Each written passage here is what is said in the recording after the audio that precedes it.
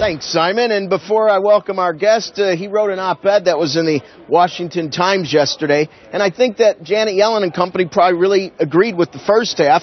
Fed yearns for higher inflation. Where they may not agree is the rest of it, to disguise asset bubbles. The author on with us right now, Peter Schiff, thank you for taking the time. Let's discuss your op-ed. Basically, the title says it all. Catch me up on your recent writing and your thoughts in general on inflation, disinflation, and the Fed. Well, the idea that the Federal Reserve or any central bank should deliberately try to force consumer prices up under the false pretense that rising consumer prices, otherwise called inflation, is somehow necessary for economic growth, when it's not. Basically, economies do better when prices are not rising. In fact, if consumer prices were falling, that's the best possible result for an economy. Well, you know, if we go back to the 30s, and it's the one subset, it's their entire subset. For most of the things they do today, we don't want to see European-style price drops that have huge percentages associated with them. But we've really never had that in modern times. Isn't it more about prices being stable? Well, even prices stable. I mean, they don't want price stability anymore. They want prices to go up at least 2% a year. That's not stable. Stable would be remaining the same. Some years they might go down, some years they might go up. Look, they like to go back to the 1930s and say, well, prices fell and we had a depression, therefore the depression was caused by falling prices. That is faulty logic, and I can point to even more periods of economic history when the economy was booming and prices were falling.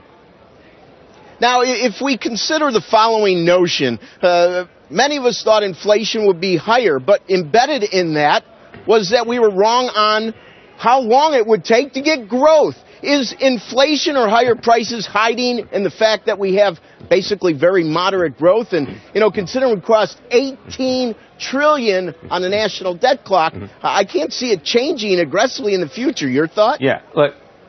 The inflation has already been created, you know, and I get a lot of flack from the Paul Krugmans, the Keynesians. See, they think I've changed the definition of inflation, or I have my own definition.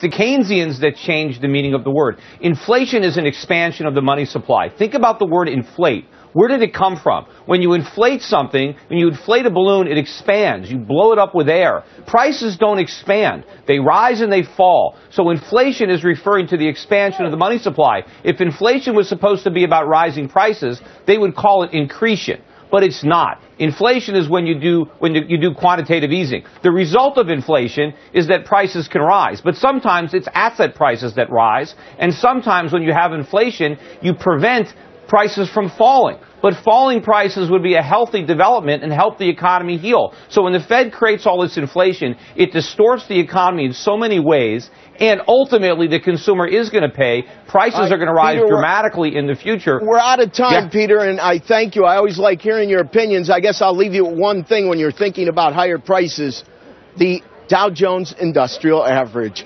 Back to you, Squawk on the Street gang. All right. Thanks so much, Rick.